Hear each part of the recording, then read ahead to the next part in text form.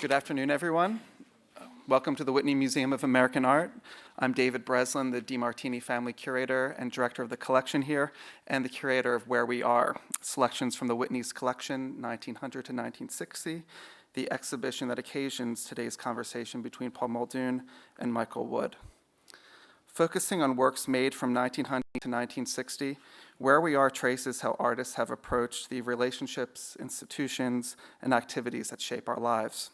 Drawn entirely from the Whitney's holdings, the exhibition is organized around 5 themes: family and community, work, home, the spiritual, and the nation.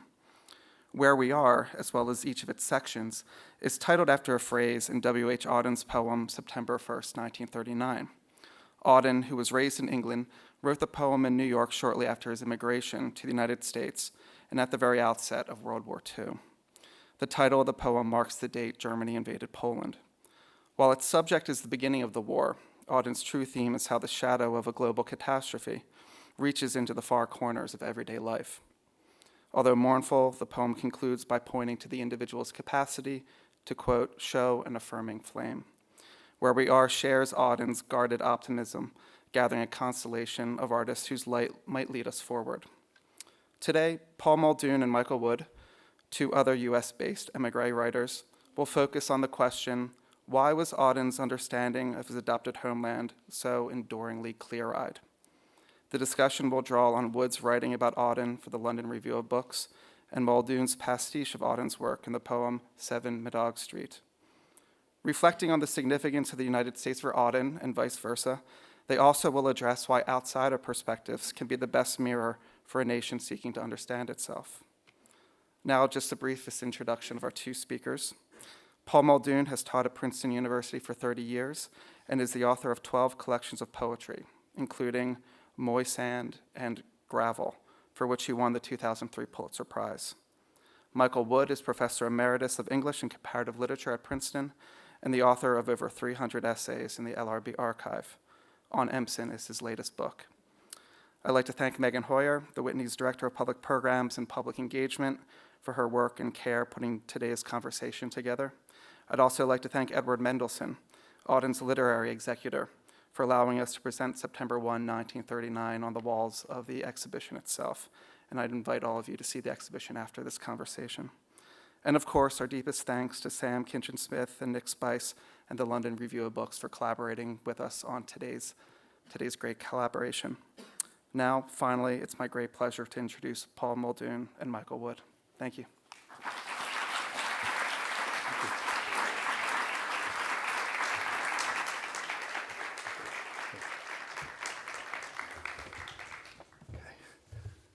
Afternoon.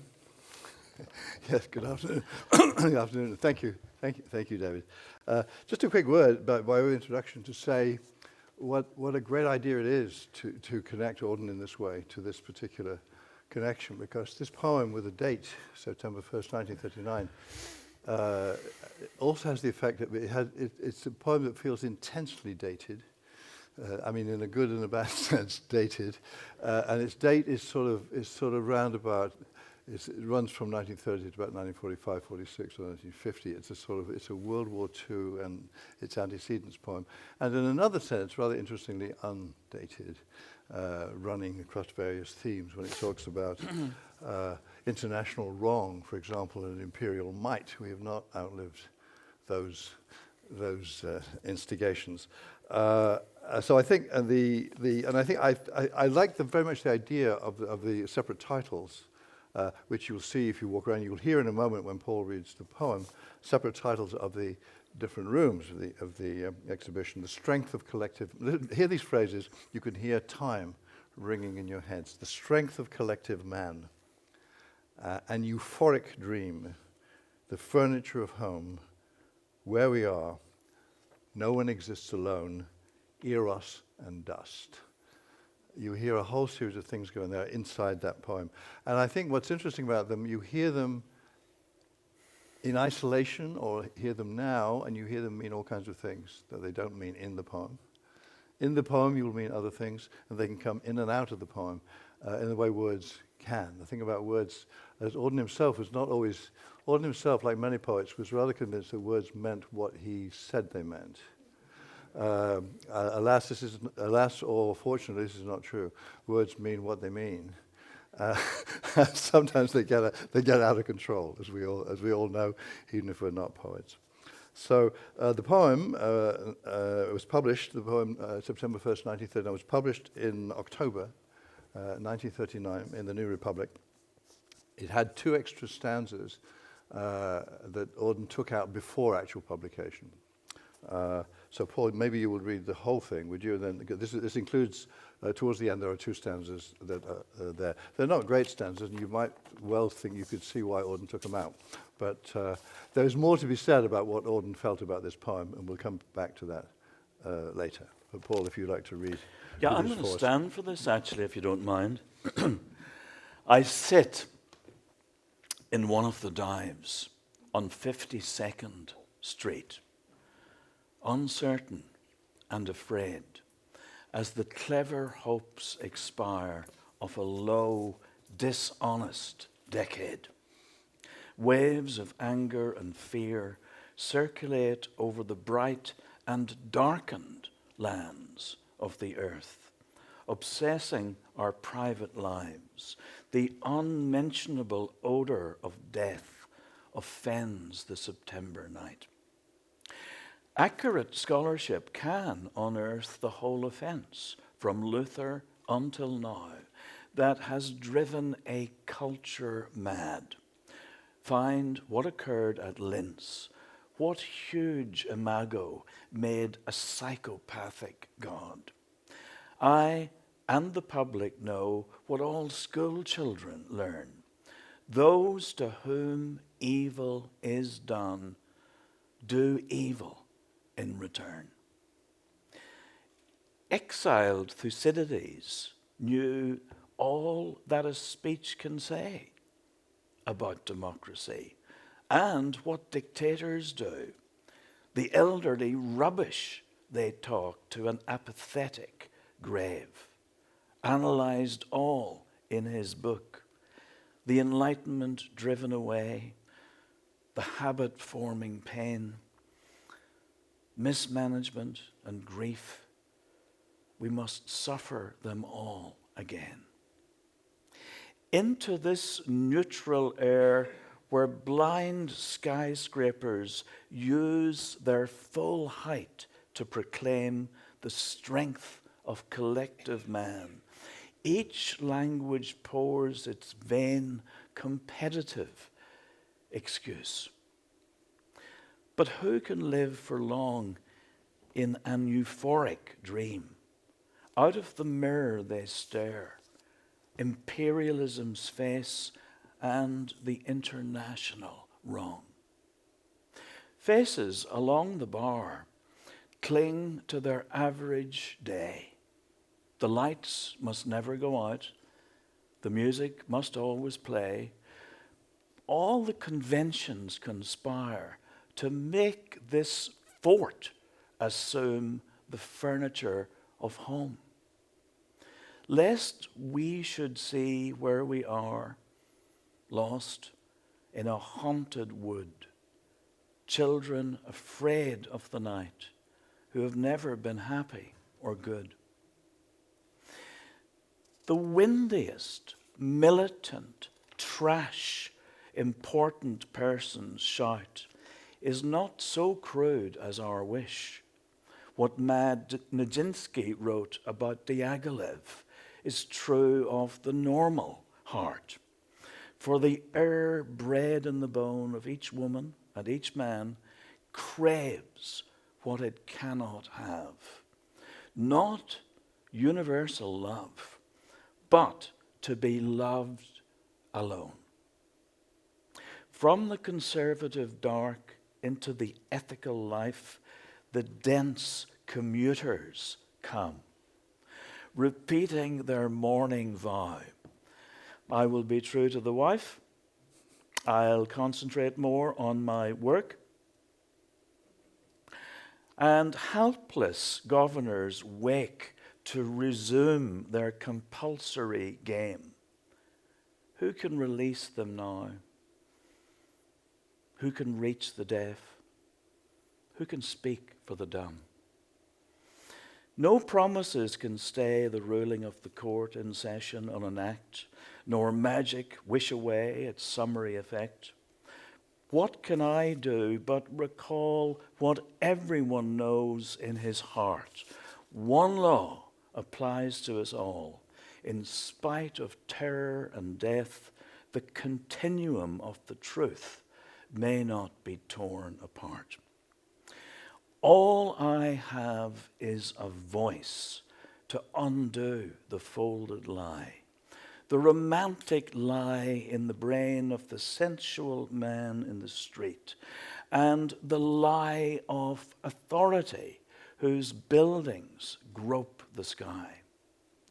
There is no such thing as the state, and no one exists alone. Hunger allows no choice to the citizen or the police. We must love one another or die. To testify my faith that reason's Roman path and the trek of punishment lead both to a single goal, individual death, each pert philosopher's concupiscence, or worse, practical wisdom. All our public impatience can delay but may not prevent the education of man. Defenseless under the night, our world in stupor lies. Yet dotted everywhere, ironic points of light flash out wherever the just exchange their messages. May I, composed like them of eros and of dust, beleaguered by the same negation and despair, show an affirming flame. Bravo. That was great.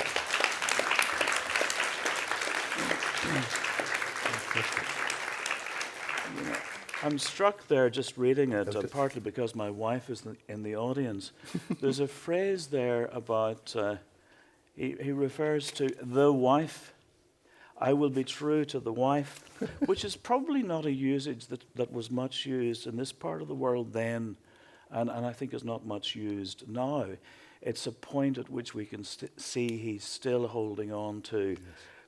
Does this make sense? Yes, to an English usage. Mm-hmm. You know, there are those who would say that there's a point at which Auden became American that's recognizable in a poem, in a particular rhyme in a poem, mm-hmm.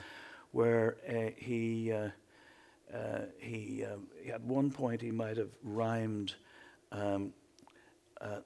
clerk with work, but there came a point where he had to rhyme with clerk with lark. Yeah.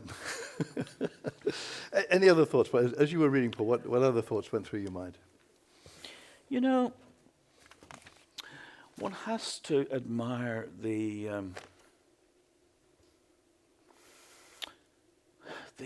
extraordinary sense of conviction, I suppose, that comes across from it. Though he's dealing with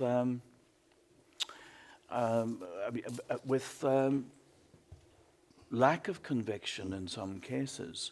And I'm reminded, of course, again, by the dating of the poem and the fact that it does refer, as you mentioned, or as was mentioned, to the incursion into Poland, the siege in Poland. And of course, it was only a month or two later, in November 1939, in fact, where Auden found himself in a cinema in Yorkville, which was then, of course, the predominantly German area, still some vestiges of it. And he found himself looking at this movie, a Nazi propaganda film, of course, about their incursion into Poland, and heard the members of the audience cheering on that incursion and shouting, as various Polish people were portrayed, kill them. Now, certainly according to Humphrey Carpenter, whose biography of Auden I think is still quite useful, that was a critical moment for Auden. That was a point at which he actually decided that mankind might not be intrinsically good, but might in fact be intrinsically bad.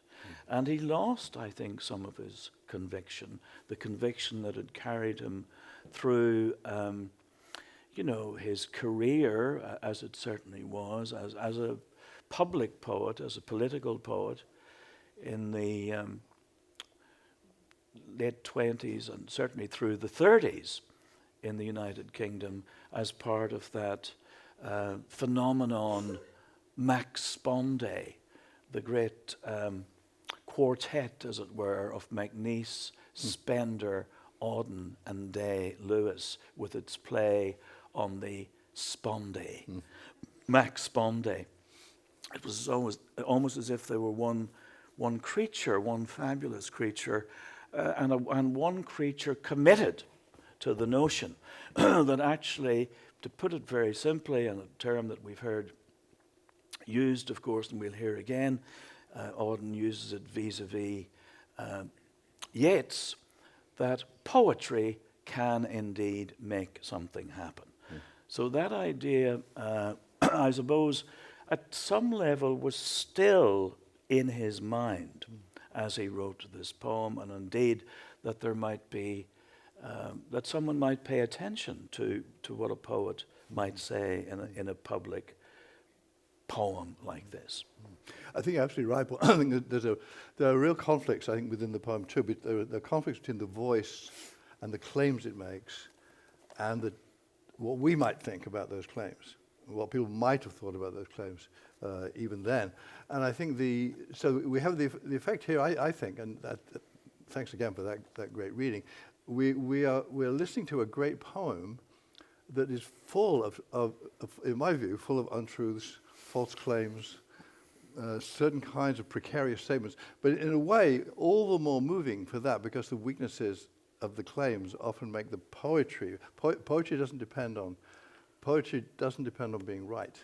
Poetry depends on making things alive for us, and often those live things are quite complicated. They're not simple assertions. So there is something very powerful of this kind going on, where Auden, as it were, he only knows, at this stage of his career, he only knows how to sound like that earlier poet. The one who made these pronouncements, who liked to make pronouncements and thought that's what poets do, they make pronouncements. But what if your pronouncements are just words in the air, just because the world is not like that, I think. And I think we could connect this very interestingly with a poem he wrote earlier the same year, and that will link many things for us. In January of 1939, Auden arrived in America. In the same month, W.B. Yeats died in the south of France. Auden instantly wrote a great poem about Yeats called In Memory of W.B. Yeats, in which he does say, as Paul just suggested, one of the most famous lines in that poem, much disputed, is, "Poetry makes nothing happen." Poetry makes nothing happen.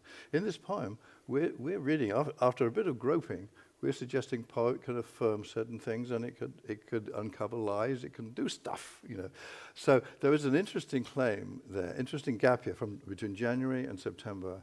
He's still hovering around the question of whether poetry can do anything or anything or not. And in the sense, I think what's moving and powerful for the reader of the poetry is the sense that he's a little bit overstating it each time.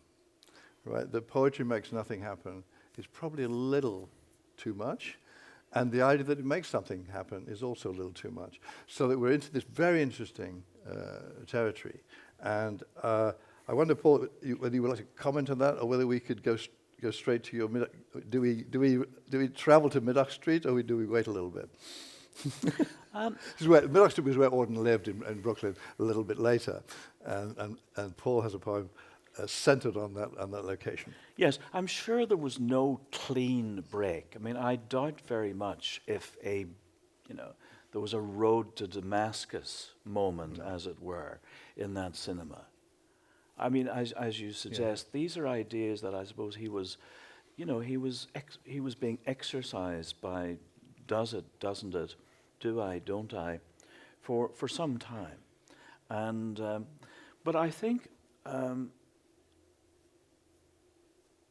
as I have tried to dramatize that conversation in his head in this poem that I wrote in about 30 years ago, actually, 1987, when I came myself to this country. I wrote it just a bit before coming here, and I sat down in that extraordinary house at 7 Middagh Street that was mentioned earlier, a house that's now disappeared, of course. Part of Middagh Street, midday, Noon Street, is still there, but most of it was knocked down to build the Brooklyn Queens Expressway.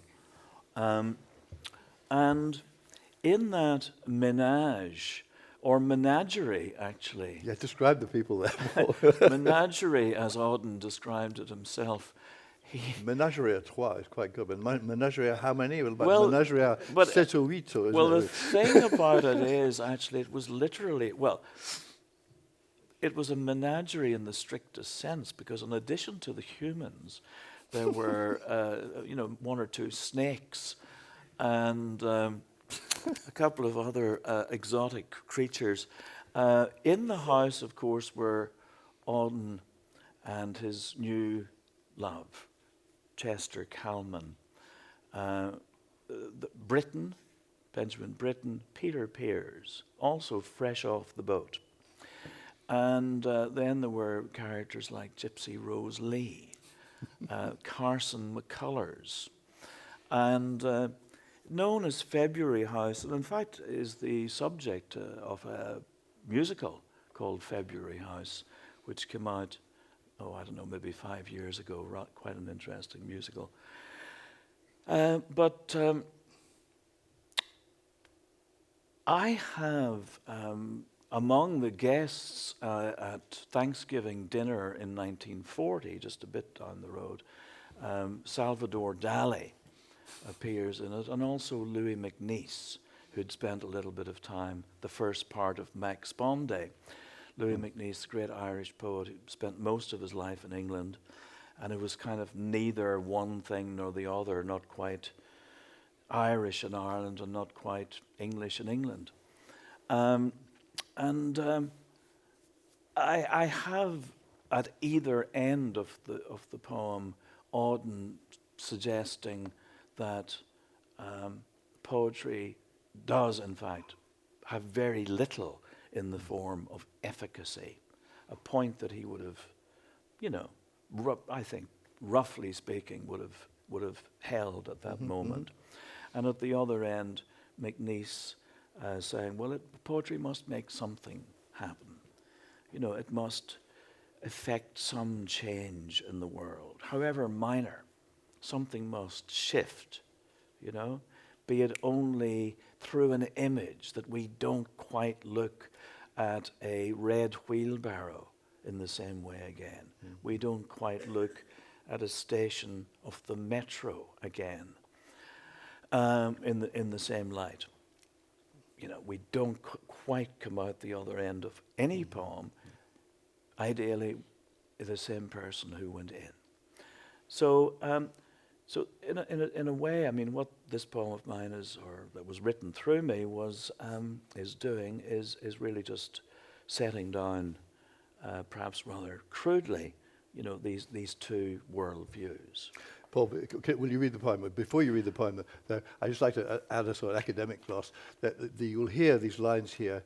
Part of the background is a poem by Yeats, in which he wondered whether his play, Kathleen the Hooligan, performed around about 1900, but a great nationalist play, who was still, and it was very much in the minds of Irish nationalists, very much in the minds of the people in the Easter Rising in 1916. Yeats wondered rather late in his life, in a poem, did that play of mine send out certain men the English shot? Yes, I'm not going to read the whole thing because while we have a lovely afternoon ahead of us, I want it to be a lovely afternoon. So I'll read just a little bit of Whiston. Actually, I can't help but think that somehow his spirit is presiding. And if you drift off at all, as you may well do during the course of this reading, you'll find your eye wandering over to that lovely W on the skyline there. You may think it stands for something, but it stands for Whiston. Or Uncle Wiz, as we call him. Whiston, Quinquirim of Nineveh from distant Ophir. Great line from John Masefield's Cargoes. Quinquirim of Nineveh from distant Ophir, a blizzard off the Newfoundland coast had, as we slept, metamorphosed the Champlain's decks to a wedding cake. You recall his description of his face as a wedding cake left out in the rain, on whose uppermost tier stood Christopher and I like a diminutive bride and groom. A heavy-skirted Liberty would lunge with her ice cream at two small, anxious boys. And Erica Mann, of course, the daughter of Thomas, who had arranged to marry him. Erica so grimly wave from the quarantine lunch, she might as truly have been my wife as later that day, Barcelona was Franco's. There was a time when I thought it mattered what happened in Madrid or Seville. And in a sense, I haven't changed my mind. The forces of good and evil were indeed ranged against each other, though not unambiguously. I went there on the off chance they'd let me try my hand at driving an ambulance, which was quite a scary notion, I think, Auden driving an ambulance. There turned out to be some bureaucratic hitch. When I set out for the front on a black burro, it promptly threw me in the ditch. I lay there for a year, disillusioned, dirty, till a firing party of Chinese soldiers came by. He's in another war. As you know, he was a... Do we see something happening? Ah, yes! There's the ship. No, you can't imagine. You can't imagine the behind-the-scenes activity that's gone in to make this happen. A firing party of Chinese soldiers came by leading disheveled ponies. They arranged a few sedimentary boulders over the body of a Japanese spy they'd shot but weren't inclined to bury, so that one of his feet stuck out. When a brindle pariah began to gnaw on it, I recognized the markings of the pup whose abscessed paw my father had lanced on our limestone doorstep. Father was a doctor. Those crucial years he tended the British wounded in Egypt, Gallipoli, and France. I learned to play Isolde to my mother's Tristan. So this poem is made up of 7 sections, but each section of it is a kind of collage. Just thinking of this extraordinary exhibition, the influence of that particular way of looking at the world, of dealing with the heap of broken images by integrating them in the visual arts, of course, into some kind of collage pattern. I learned to play Isolde to my mother's Tristan. Are they now tempted to rechristen their youngest son who turned his back on Albion, a quisling? Of course, Auden and Britain both had quite a bad local press. They were felt to have deserted their native land, on the outbreak of war. They'd somehow abandoned ship. Would their chaise-long philosophers have me somehow inflate myself and float above their factories and pylons like a flat-footed barrage balloon? For though I would gladly return to Eden as that ambulance driver or air raid warden, I will never again ford the river to parley with the mugwumps and fob them off with monocles and mumps. I will not go back as Auden. And were Yeats living at this hour, it would be in some ruined tower, not malachited Ballylee, where he paid out to those below one gilt-edged scroll from his pencil, as though he were part Rapunzel and partly Delphic oracle. As for his crass rhetorical posturing, did that play of mine send out certain men, the English shot? The answer is certainly not. If Yeats had saved his pencil lead, would certain men have stayed in bed? For history's a twisted root, with art its small translucent fruit, and never the other way round.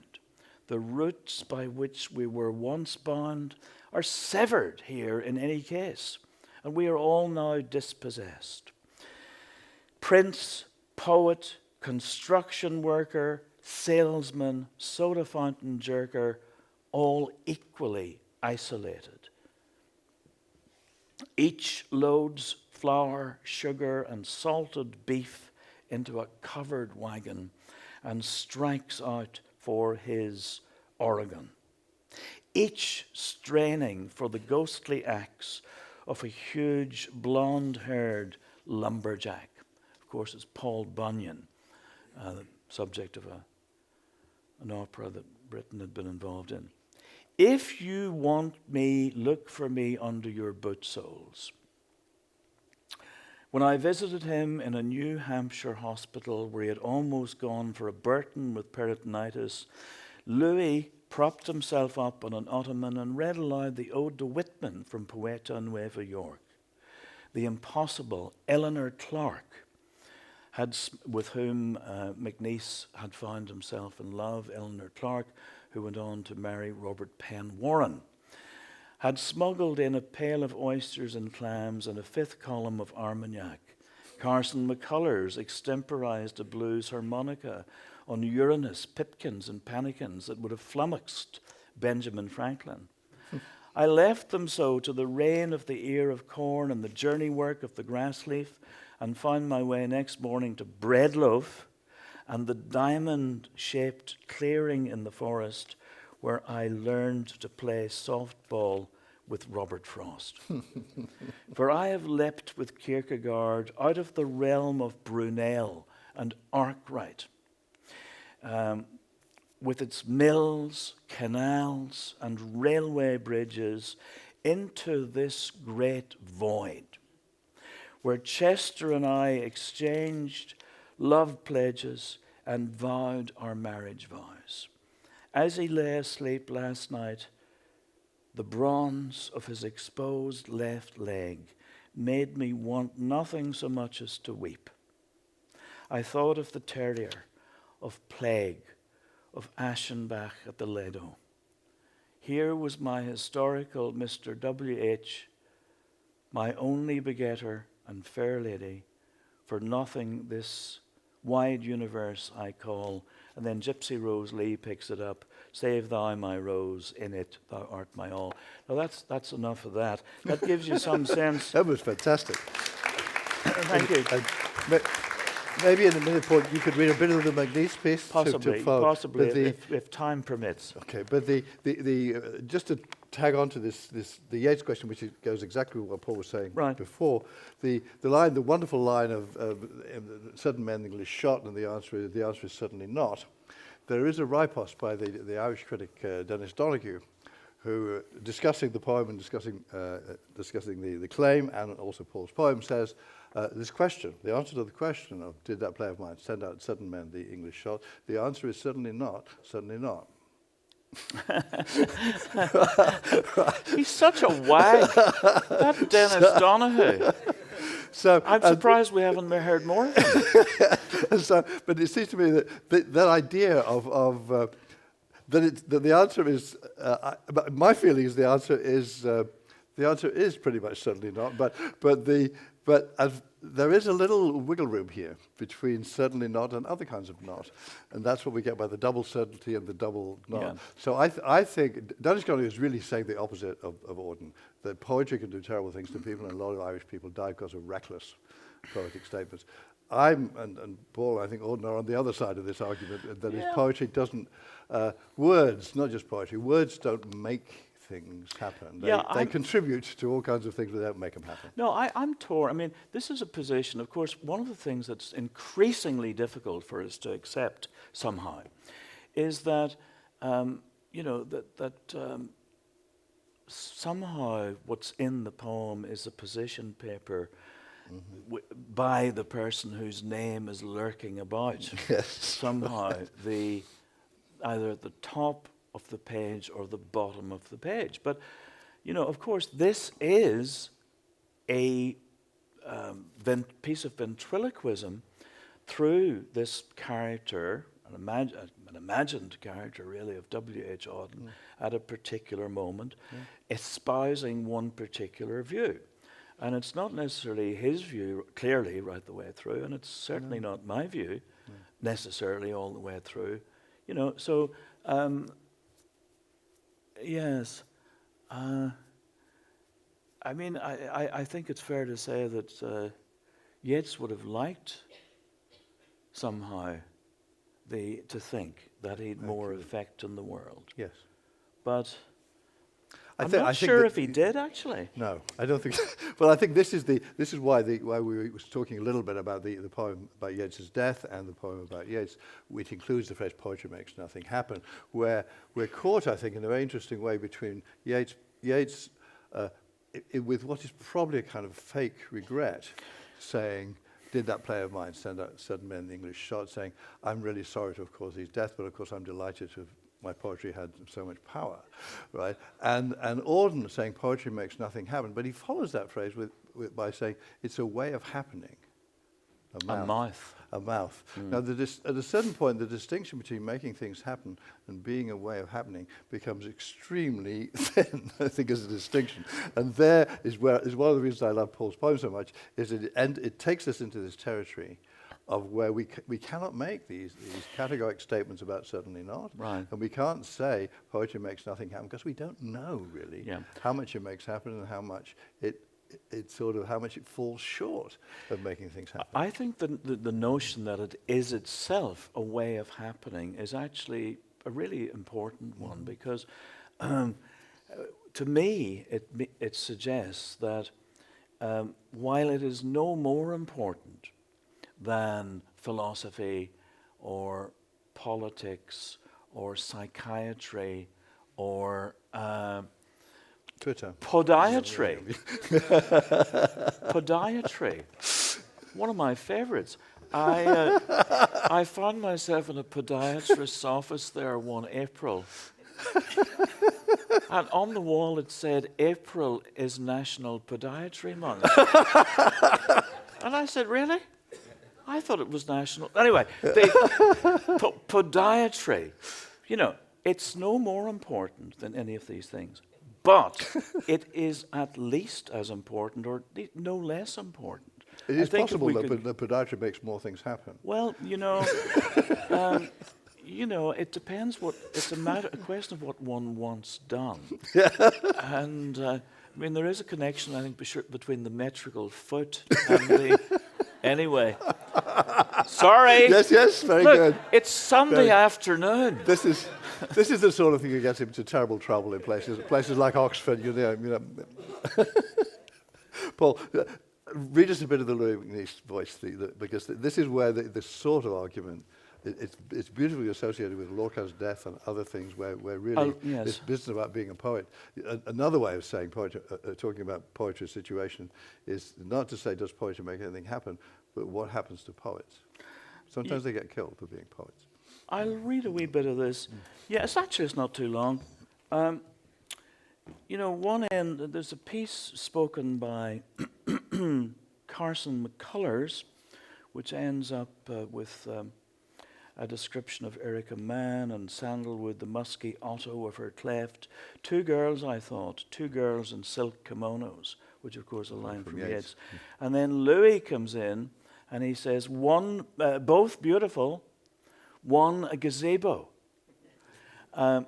When Hart Crane fell from the Orizaba, it was into the true Normand of the well at Carrickfergus Castle, his hometown. Born in Belfast, but lived in Carrickfergus. All very Ovidian, as the ghostly Halfden. He thought of himself as that Anglo-Saxon name.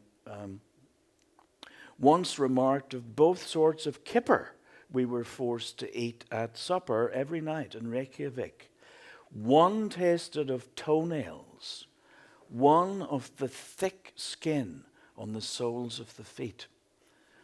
He now affects an ulster lined with coipu and sachets like an albino rabbit down the same Fifth Avenue where Avida Dollars, that's Salvador Dali, once squired an oscillate on a solid gold chain snaffled from Bonwit tellers. It seems that Scott Fitzgerald wrote Ivanhoe or the Rubaiyat and Chester Kalman equals Agape. Whiston likes to tell how he lost his faith in human nature in a movie theatre at 85th and York, where the neighbourhood Hans had taken a break from baking buns to egg on Hitler to his Sieg in Poland. The heavy bear that went to bed with Delmore Schwartz was bad, and the rye in Yorkville Schwarzbrot shot through with ergot.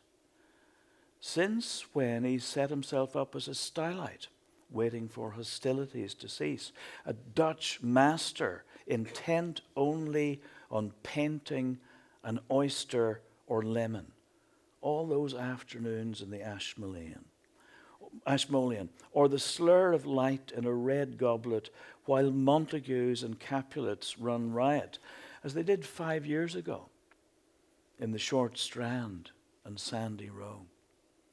When my father preached forget the past and episcopized into the wind as Father the Bishop of Down and Connor, and again refused to sign the covenant, though the seam of gold a united man strikes in Wicklow in 1796, which Parnell will later pan and essay to make a ring for Kitty O'Shea, was well and truly played out. No bishop could ever quite contemplate a life merely nasty, British, and short.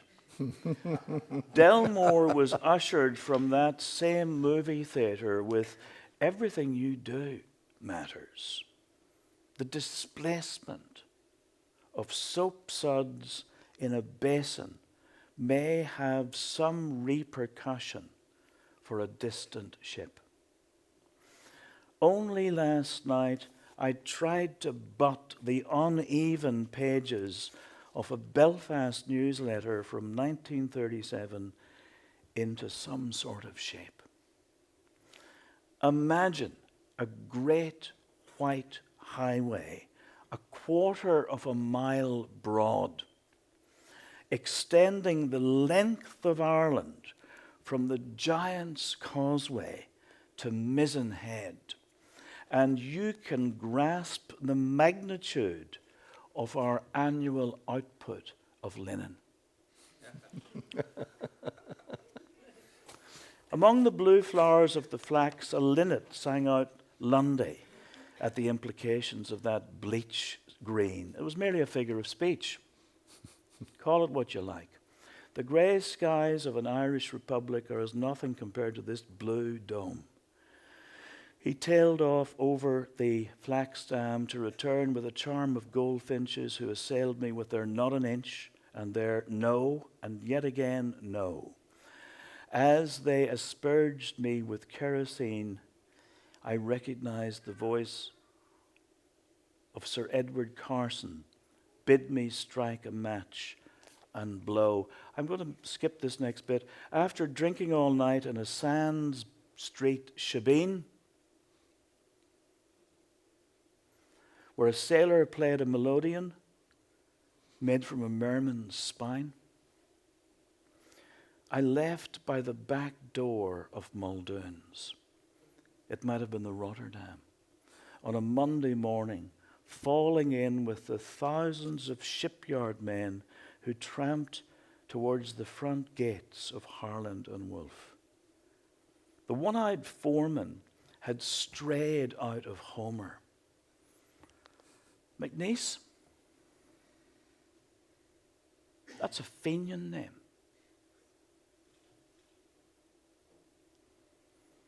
As if to say, none of your sort. None of you will as much as go for a rubber hammer, never mind chalk or rivet, never mind caulk a seam on the quinquerim of Nineveh. Very nice. Brilliant. You know, which and it talks about in the part. So I don't want to be talking much more, but I do want to say that last image, for example, you know, there are various shibboleths. There were, and I'm sure continue to be, at least one shibboleth in Ireland. You know, that actually, in terms of the power of the word, that could get you killed. In terms of how you might pronounce a particular word, or indeed a particular letter. The key one in that part of the world, as many of you will know, being H. How do you spell Hulk? Is it H-U-L-K or is it H-U-L-K? Depending on your answer, where you are, that could be a problem. In any case. Thanks, Paul. That was great. And I think I want to talk a little bit about some of Auden's afterthought on the poem and get your thoughts on his afterthoughts. Of course. And then, are we having some? Will there be some more audience? Yes. I think we'll do it in a moment. Just do a couple more of this. I think. Then, just to say, Auden's the most famous line in this poem is the one that is much contested. We must love one another or die. And here's what Auden. According to Edward Mendelssohn, the actual story is a little more complicated, but the way Auden remembered it was this. He published the poem in the New Republic, he read it, and he looked at it again, and this is what he said. I said to myself, he got to the line, we must love one another or die, and he said to himself, that's a damned lie. We must die anyway. So in the next edition, I altered it to, we must love one another and die. Continue. That didn't seem to do either, so I cut the stanza. Still no good. The whole poem, I realized, was infected with an incurable dishonesty and must be scrapped. It didn't appear in any of the editions of his poems that occurred while he was alive. It just disappeared from view. I just want to throw in another writer here. This is quite close in time to your poem, Paul. This is Julian Barnes in A History of the World in 10.5 chapters, talking about this situation. And actually, I want to juxtapose what Julian Barnes says with what actually Edward Mendelssohn says about Auden's meaning, since they're different in very striking ways, and the language actually points us in both directions. But it depends. The question is, as you see, it depends on how much liberty you take with language, how much you exercise your own freedom of interpretation. This is Julian Barnes now. We must love one another or die, wrote W.H. Auden, bringing from E.M. Forster the declaration, because he once wrote, you must love one another or die, he can command me to follow him. Poetry making something happen. This is now Julian Barnes continuing. Auden, however, was dissatisfied with this famous line.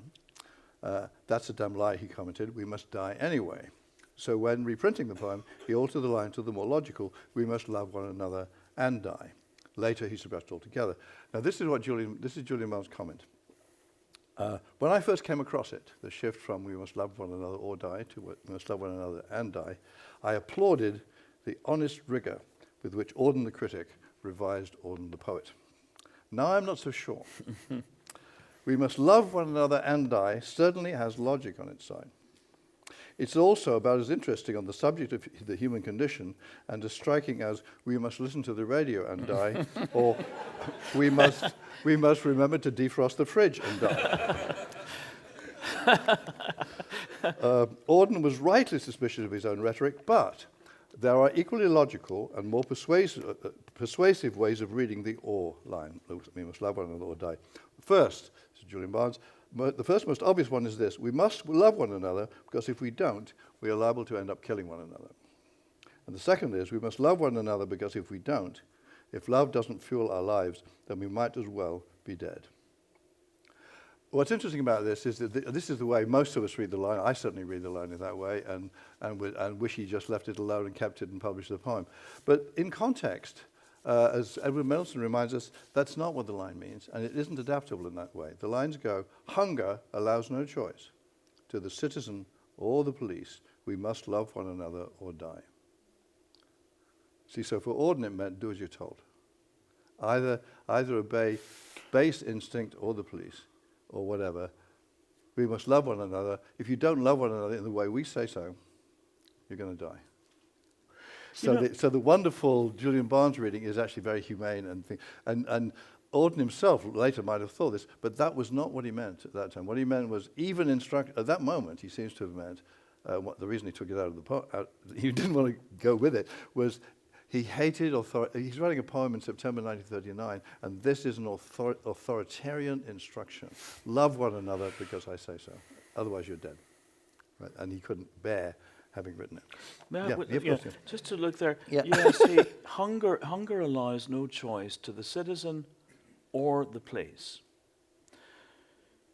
So it's when he changes it to we must love one another or die, there are at least two things I would think that's, I actually find Julian Barnes's analysis quite persuasive. But then I'm trying to think of what might actually have been going on with him. So he's probably, hunger allows no choice to the citizen of the place, we must love one another and die. Bless you. And die. Rather than we must love one another and die. We must love one another and die. Yeah. We have to do both, and there is no choice. It's almost as if the or is written in, but it's, and indeed it was written in, but it's no longer relevant. So I can see what he was thinking, and he's also thinking, Michael, to the citizen or the place, we must love one another or die. The propinquity, as we call it in Ireland, of those two ors is actually also probably driving him. You know, he's thinking, well, those two words, those are too close. Yeah. But I mean, exactly. But more significantly, I think, is his, never mind changing that line, his sort of kind of dumping the whole thing. Yes. And the fact is, of course, that it really came back into, was it in 4 weddings and a funeral, or what, 5 weddings? It was in that, was it? I mean, it came back with that, and then, of course, in the time at the time of the attack on the World Trade Center, it was a poem that was quoted extensively, and it was I think because it was September and because it was violence and so on. But although everyone thought it was the most appropriate poem there was. It's not all that appropriate. I'm not sure if it is. The odor of death. The odor of death. It was not. 9/11 was not unmentionable. Yeah. People were smelling it. Yeah. I mean, it is often the case, for better or worse, that given how we've been brought up, we are not, I'm afraid, always as well equipped to read poems and make sense of them as we might be. No. I mean, the classic example being that poem by Robert Frost, "The Road Not Oh, yes, Taken," yes. which has got to be one of the most misunderstood poems of all time, with the possible exception of this one. Possibly. But so what's your own latest thinking on this? On this line? Or On the poem, why he dropped it? Should he have dropped it? Oh, I think he shouldn't have dropped it. But I think I'm very interested in his own strictness with himself. This is a kind of strenuous sense of one must. It's a kind of puzzle here. One mustn't be rhetorical, and one mustn't make easy verbal moves when life is hard, and so one must make So and I think he just felt. He felt the same about his poem about Spain. A famous line which he also cut out and would not publish again. In that poem, he says, he's talking about the Spanish Civil War, and that was the moment when Barcelona fell and the rest. He says, "History to the defeated." What does it say? History to the defeated. History to the defeated cannot help or pardon. Oh yes. Uh-huh. History, something can it say something or help or pardon? But the point about does anyone know it exactly? History to the defeated can say alas. Thank you very much. But also that scans better. History to the defeated can say alas, but cannot help or pardon. And Auden thought this meant might is right. Franco's right because he won. It's very hard, and he went on to say, it would have been bad enough if I'd ever believed such a thing, but to write it without even believing it is even worse. Again, it's possible that he may have felt that rhetorical, device is perhaps a little too easy. Yeah. That it has to be a kind of multiple choice world. Yeah.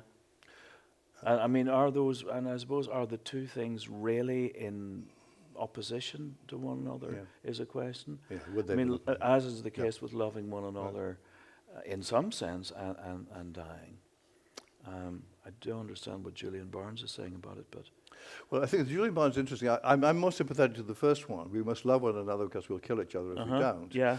Than the other one, which seems a little bit have a kind of sentimental quality to it. You must love one another because love is the most important thing in life, and so on. Which I think Auden would have just found too sentimental. But if you think, say, that if in fact we could love one another and not die, or we could stay alive for each other, all the other forms of loving alternatives, that would be fine. But if you had to have these stark alternatives, it's better to love one another than to kill each other. if that's what we're talking about. And I think there was something there, but I think Auden later had developed more complicated views about this thing. And it's not an accident that in the same years that he came to America, he returned to his Christian faith. He became quite a strict, sort of rather high Anglican, as he'd not been for years. He'd been a sort of quasi-communist atheist for a long time, and so there is a sense. But he turned to a very fundamental. Not fundamental is not quite the word, but a very basic kind of Christianity where you had to imagine the crucifixion every day. You had to imagine doing something. You get up in the morning and you're a little brusque on the telephone when someone calls. You just you just joined in the people crucifying Christ again.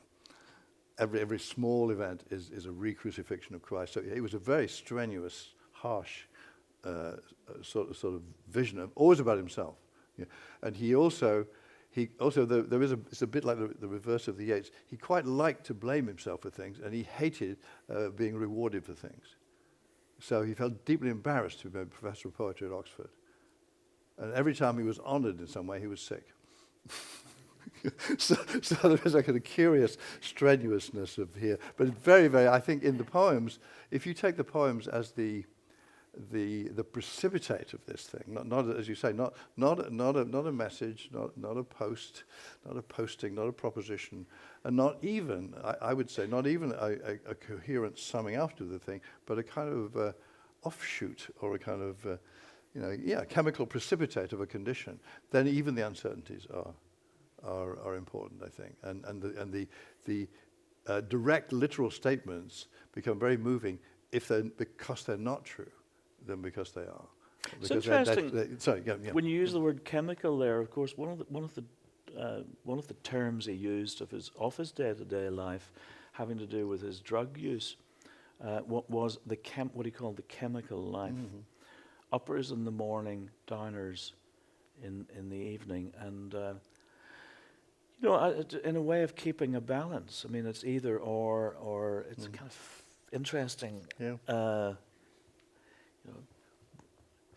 A regulatory aspect to him. Yes, there is. It's very interesting. In terms of what was allowed at various points in the day, what was allowed at Late in life, he spent a lot of time in Italy, and as did Goethe, whom he was following. And this whole romantic notion of the South is the place where people know how to live and relax, and not this sort of horrible Protestant North and so on. And then late in life, he moved from Italy to Austria because it was too romantic and too self-forgiving to have a house in Italy. If you had a house in Austria, much more compromised, difficult place, you were okay. So that's what he did. In the last years of his life, he went to Austria for the summers, but he didn't go back to Italy because he did not want to see himself living out the myth of Southern grace, forgiveness, and relaxation. So I don't suggest we should follow him in this respect.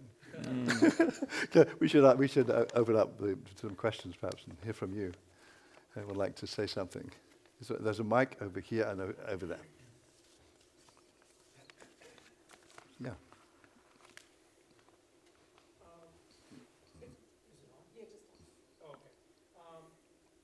I had a question about the last stanza. Maybe it's not. Okay. I had a question about the last stanza. Or maybe I can just talk a little. Hello? Okay. I had a question about the last stanza, where, to me, it's a question, although there isn't explicitly a question mark at the end, but it's the question, may I? Yes. Yes. And then, Yes. Good. Interesting. and then shine on an affirming flame. And I found that the notes in the exhibition kind of took that to mean that he's really pointing to this hope. And I don't really see it that way. And I just would like to hear what you guys thought about that may I. I think that's very interesting, part of the poem. Yeah. Paul? well, of course, I think it could be. It may be read as a question without a question mark at the end. May I? But when one reads it in that way, one is actually introducing a punctuation mark which is not there. So the way I read it is as a kind of exhortationary.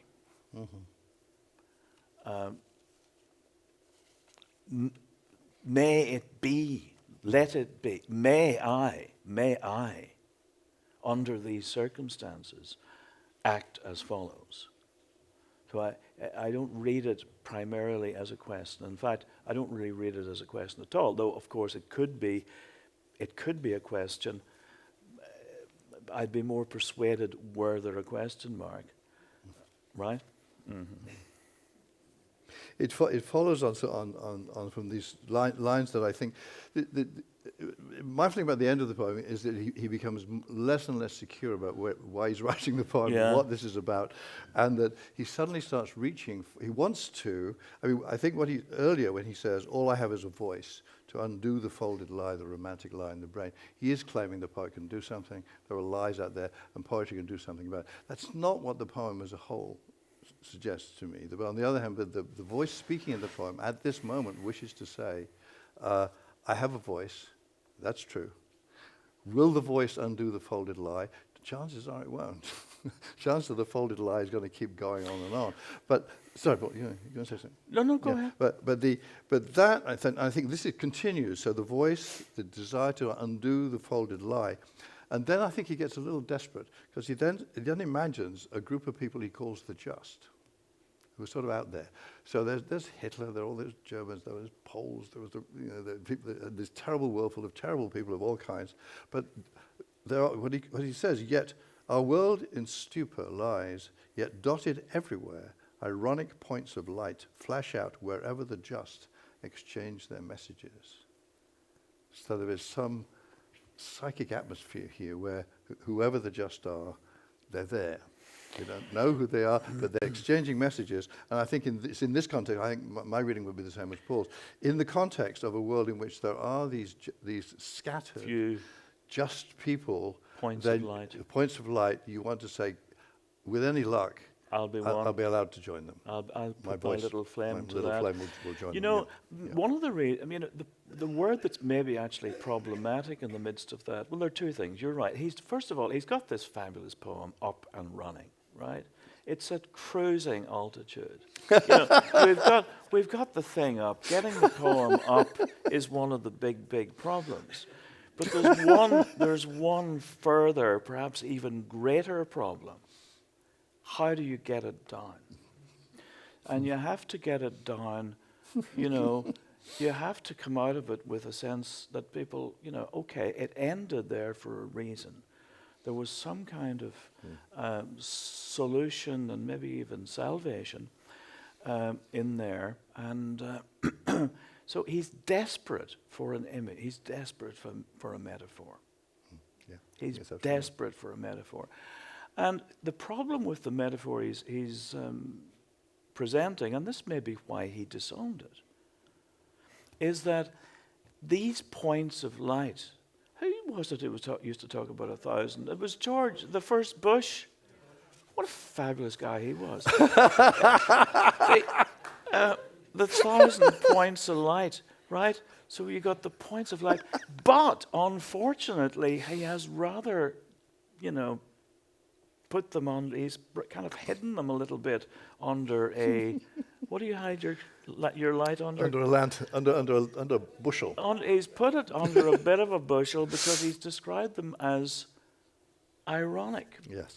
Now, that means that his light is also likely to be ironic.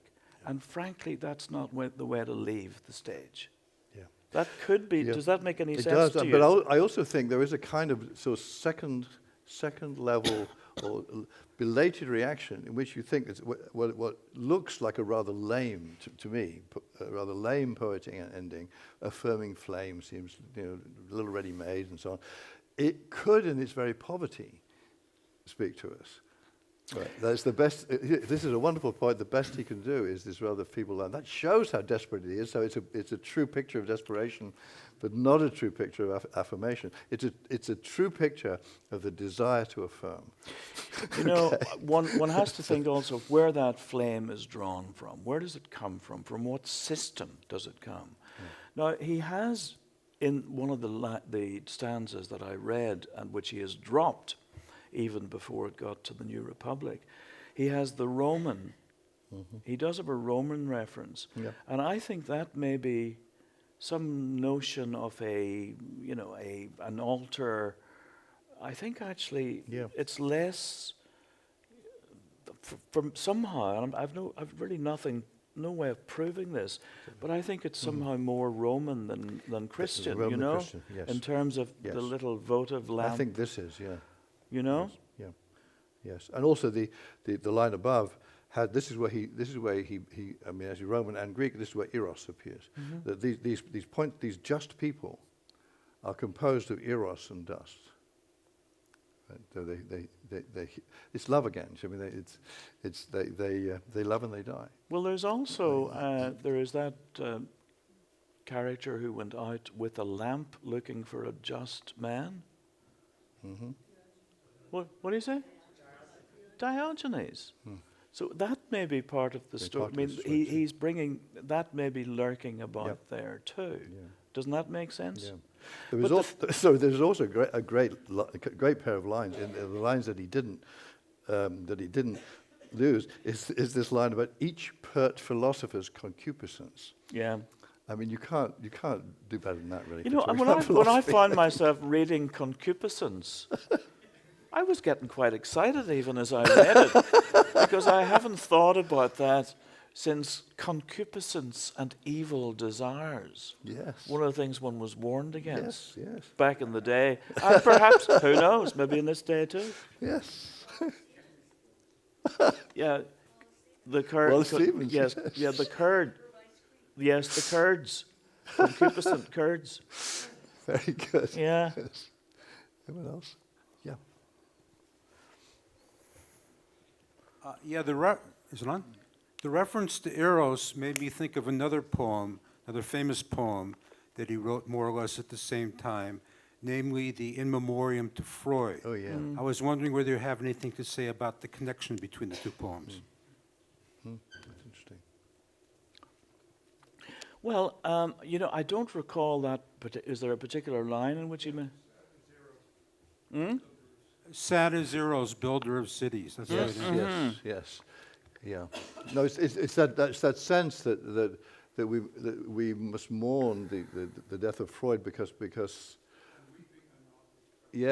we understood things about love and death through him, and that he's gone, he won't teach us anymore. I mean, that's the gist. But no, I think it's very much part of Auden's development of working through. It's very close in time to the Elegy for Yeats, and that he's working through questions about. He's working through this larger, more difficult notions of love, forgiveness, and the rest, and not quite sure how to deal with them. And one of his moves, which I think he sort of regrets, is to blame us all, right? So that stuff about Luther's to blame for Hitler, which is a very bizarre bit of the poem. Well, we know what happened at Linz, which is where Hitler grew up. We don't know anything of the kind. So there's some, and I don't think he's being ironic. I think he's saying it's part of this a very ambitious deal to say, look, we're all guilty, and the Freud, I think, is like saying, and the great teacher of our guilt, the master, the person who knew more about our guilt than anybody else, has disappeared. We must grieve for the loss of that authority, or something like that. Yes. Does that make sense? He also, as I suggest in that poem, right about that time, he is, for some reason, manages to associate Chester Kalman with agape. And I'm not sure what Freud would have made of that. No. You know? No. No. Anyway. Interesting. How are we doing? Oh, do we have anything more of Auden, or? No, we haven't. Well, no, just the poem here. Paul, read the McNeice bit about Lorca's death. Oh yes, I skipped over a bit. Because that speaks to the poetry making things happen. Oh yes, please forgive me. Yeah, I forgot about that. Hold on a wee second here.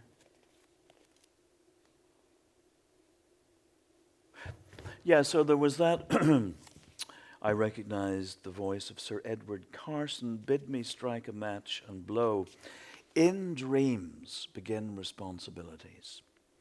It was on account of just such an allegory that Lorca was riddled with bullets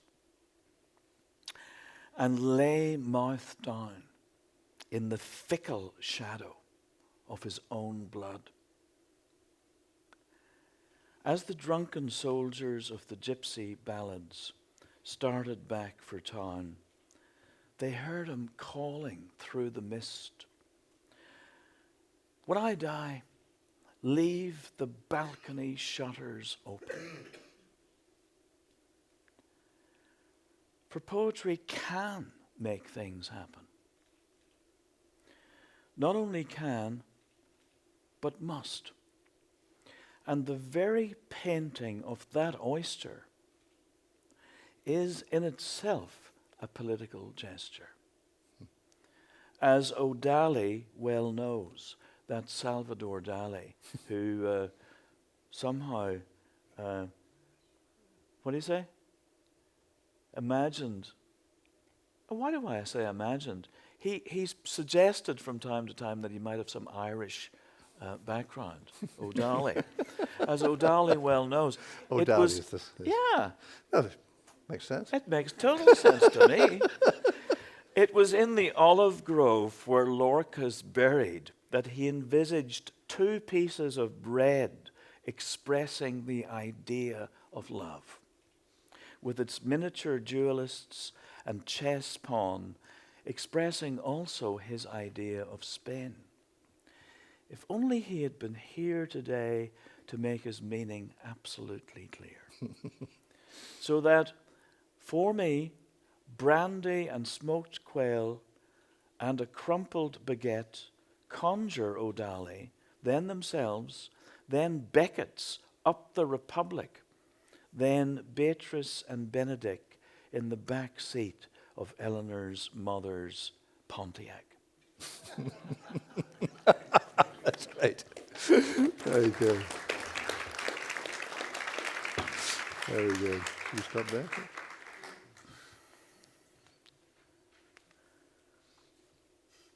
Yeah. Is that Jean? No?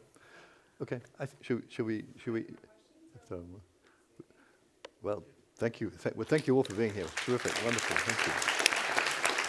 Thank you very much, folks. Thank you. you. Michael. Well, a pleasure.